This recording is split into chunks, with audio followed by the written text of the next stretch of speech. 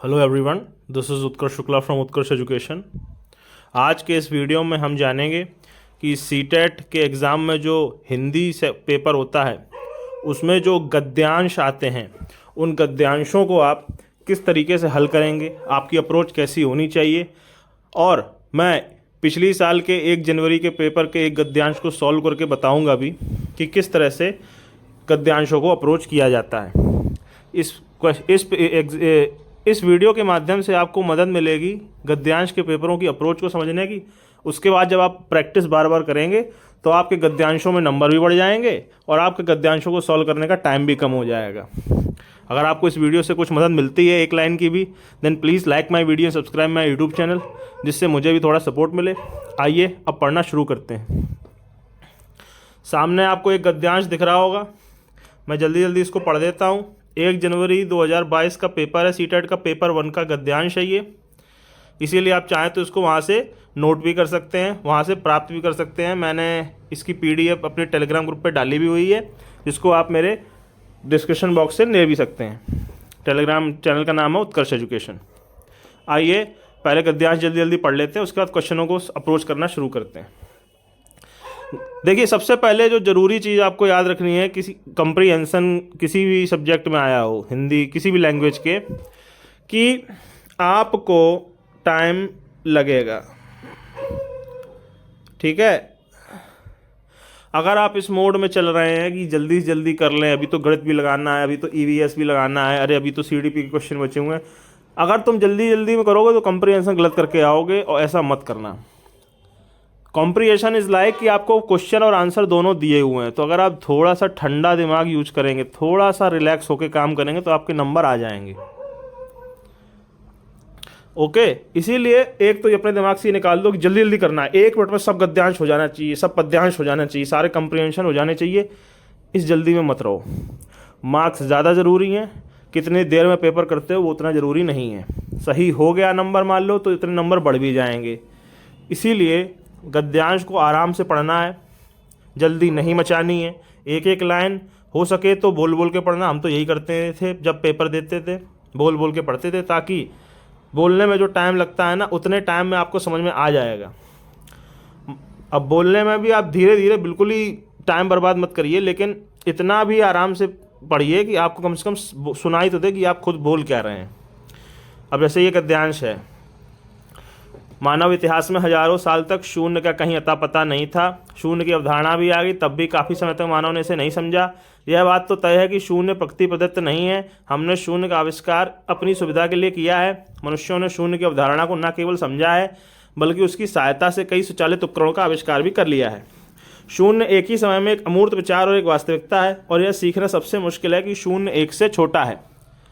सबसे पहले भारत ने कुछ भी नहीं दर्शाने के लिए शून्य को सदन संख्या के रूप में मान्यता दी। अगर हम शून्य को 1, 2, 3 जैसी संख्याओं के साथ मूर्त चीज़ों की मद कर पाते तो शायद शून्य को समझाना बहुत आसान होता। इस पूरी चीज़ को पढ़ने में मुझे मैक्सिमम 1 मिनट लगा होगा, अगले सवालों को करने में 2 मिनट लग जाएंगे, 3 मिनट में तुम्हारा सारा कंप्रीहेंशन गद्यांश निपट जाएगा। इतना टाइम बर्बाद करने के लिए परेशान मत हो, आराम से 3-4 मिनट दिया करो, क्योंकि नंबर बहुत सारे आने होते हैं। ओके, अब गद्यांश पढ़ लिए। अब मैं बार बार ऊपर नीचे करता जाऊंगा जब मुझे समझ। जैसे पहला क्वेश्चन है, शून्य के बारे में कौन सा वाक्य सही है? प्रकृति प्रदत्त है, मानव जनित आविष्कार है, शून्य की गणना मानव ही कर सकते हैं, या शून्य मूर्त अवधारणा है? तो तुम वापस ऊपर गए, तुम अब पढ़ने लगे, दोबारा पढ़ो, टेंशन मत लो, ये टाइम बर्बाद हो रहा है उसमें मत जाओ। क्वेश्चन सही ज़्यादा जरूरी है। शून्य के बारे में क्या सही है? प्रकृति प्रदत्त है, पहला ऑप्शन था। प्रकृति प्रदत्त नहीं, आपको तो एक ही में दिखाई देगा जब आप स्क्रीन पे सॉल्व कर रहे होंगे या बुक में लिख रहे होंगे, तो अभी मैं याद करता जाऊंगा ना। तो पहला तो ये ऑप्शन था प्रकृति प्रदत्त, ये तो गलत हो गया ऑब्वियसली। देखिए ना, शून्य प्रकृति प्रदत्त है, ये लिखा हुआ है। दूसरा है शून्य मानव जनित आविष्कार है, तो जैसा कि मैंने, हाँ अब ये देखिए इधर, हमने शून्य का आविष्कार अपनी सुविधा के लिए किया है, तो हम कौन? मानव, तो शून्य मानव जनित आविष्कार तो है, तो दूसरा ऑप्शन सही है।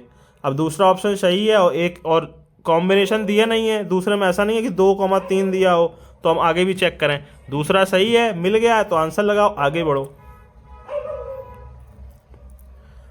बहुत आराम से रखोगे ना तो कॉन्फिडेंस रहेगा इसको पढ़ने में। अगला क्वेश्चन है, जैसे देखो, संख्याओं के संदर्भ में कौन सी अवधारणा समझानी सबसे कठिन है? शून्य सबसे बड़ी संख्या है। देखो एक तो इसी में देख लेना कि गलत है कि नहीं, गलत है, सबसे बड़ी तो है ही नहीं। शून्य एक से बड़ा है, ये भी गलत है। तो ये तो चेक ही नहीं करने हैं अपने को। ऑप्शन नंबर 3, शून्य एक से छोटा और शून्य जोड़ा जा सकता है। अब इन 3 और 4 को यहां से चेक करेंगे। आपको यहां मिल रहा है कि सबसे कठिन अवधारणा क्या है, तो यहां लिखा हुआ है यह सीखना सबसे मुश्किल है कि शून्य एक से छोटा है। तो ऑब्वियसली सीखना सबसे मुश्किल है तो सिखाना भी सबसे कठिन होगा, तो शून्य एक से छोटा है, आंसर होगा तीसरा। इतना आराम से सुनिए, आराम से पढ़िएगा तो आपको कॉम्प्रिहेंशन में दिक्कत ज़्यादातर नहीं आएगी। विश्व में सबसे पहले शून्य को मान्यता किसने दी? यहाँ आप देखेंगे तो सबसे पहले भारत ने मान्यता दी। अभी तक क्वेश्चन इसी से मिल रहे हैं डायरेक्ट, अपना दिमाग अभी तक मैंने नहीं लगाया है, तो आंसर लगाओ भारत, भारत। अगला यहां से दिमाग लगाना है क्योंकि अब ये लाइन दी हुई है, उसका अर्थ पूछा गया है। शून्य एक ही समय में एक अमूर्त विचार और एक वास्तविकता है। इसका मतलब क्या है? यह दिखाई नहीं देता परंतु इसका अस्तित्व है, संख्याओं में महत्वपूर्ण स्थान धारक है, यह दिखाई देता है पर इसे किसी भी शब्द में सुन नहीं सकते हैं, यह अदृश्य पर इसे सुन सकते हैं। देखो अब तुमको यहां अपना एक्स्ट्रा दिमाग नहीं लगाना है, तुमको यहां शब्दों पर चला जाना है। अमूर्त विचार का मतलब क्या है? वास्तविकता का मतलब। अमूर्त विचार क्या होता है? अमूर्त मतलब जो दिखाई ना दे। मैंने आपको जब अमूर्त चिंतन या मूर्त चिंतन बताया था कि किस उम्र में बच्चा किस प्रकार का चिंतन करने लगता है, अमूर्त का मतलब होता है भावनात्मक, जो दिखाई ना दे, जिसको हम महसूस करते हो, दिमाग में रखते हो। और वास्तविकता तो वही होती है जो दिखाई देती है। वास्तविकता क्या? आपकी वास्तविकता क्या है कि आप एक पुरुष हैं, महिला हैं, लड़की हैं, लड़का हैं, ये वास्तविकता आपको दिखाई देता है। अब आप अच्छे हैं या बुरे हैं वो दिखाई तो देगा नहीं, वो तो आपके दिमाग में क्या चल रहा है और सामने वाले के दिमाग में क्या चल रहा है उससे रिलेटेड होगा। तो अमूर्त विचार होंगे जो दिखाई ना दे, और वास्तविक होगा कि जो दिखाई दे। इससे संबंधित 4 लाइनों में कुछ मिल रहा है। यह दिखाई देता है, अगर दिखाई देगा तो फिर अमूर्त कहां से रह गया, तो ये हटाओ।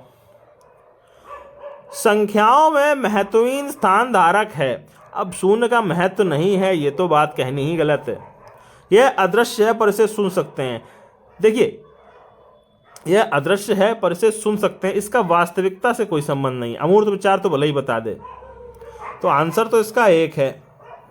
अब 1 है कैसे ये भी देख लीजिए। अमूर्त विचार का मतलब दिखाई नहीं देता है, वास्तविकता का मतलब अस्तित्व है, सीधा सीधा भी लिखा हुआ है। तो अगर इस तरह के सवाल आ जाएं कि इस लाइन से आपका कवि क्या कहना चाहता है, इस लाइन से लेखक क्या कहना चाहता है, इस लाइन से आप क्या समझते हैं, तो तुम शब्दों के अर्थ में चले जाना।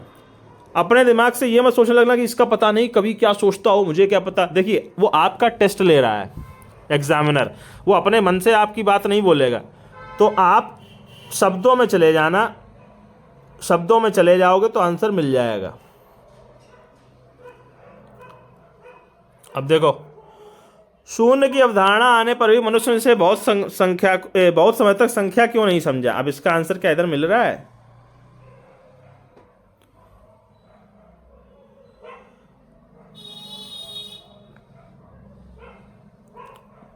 हजारों साल है, अवधारणा आ गई, तभी समय तक मानव ने से संख्या नहीं समझा। ठीक है, तो नहीं लिखा हुआ है, क्यों नहीं समझा। समझा से आखिरी लाइन जोड़ दो। अगर हम शून्य को 1 2 3 की तरह मूर्त चीज़ों से जोड़ देते तो समझना आसान हो जाता। तो अगर आंसर समझने से संबंधित है तो ये 2 लाइनें महत्वपूर्ण है उसको लिए। अब आओ ऑप्शन देखते हैं।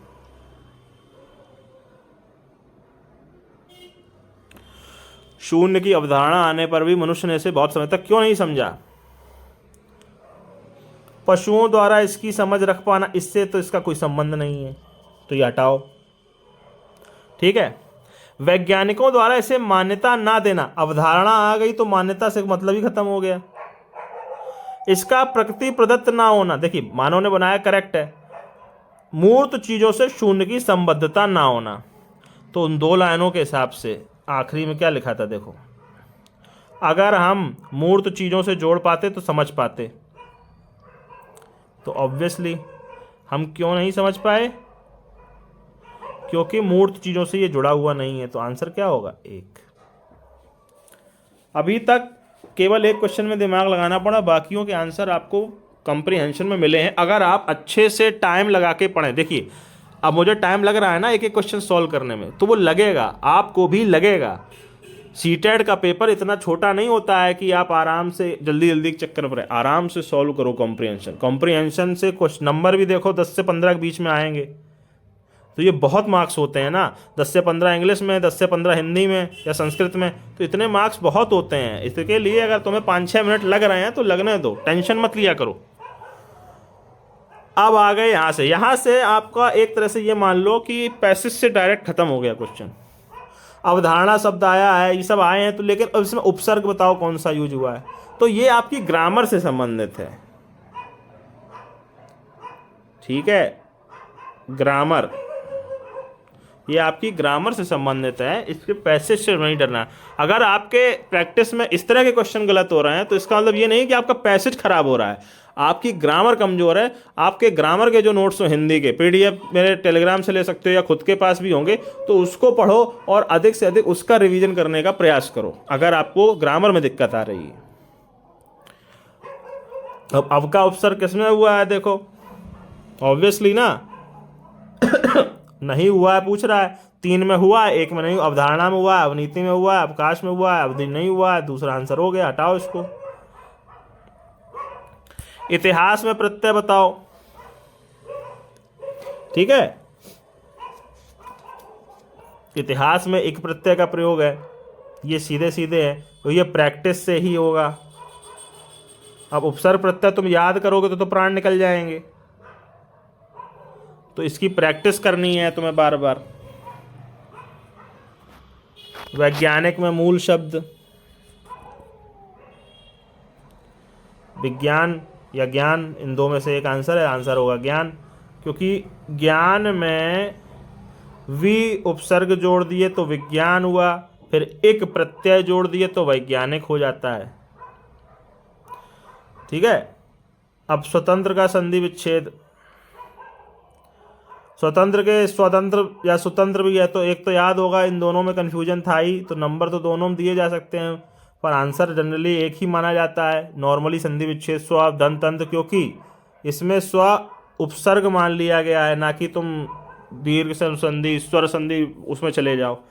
स्वतंत्र भी माना जा सकता है, ऐसी बात नहीं है।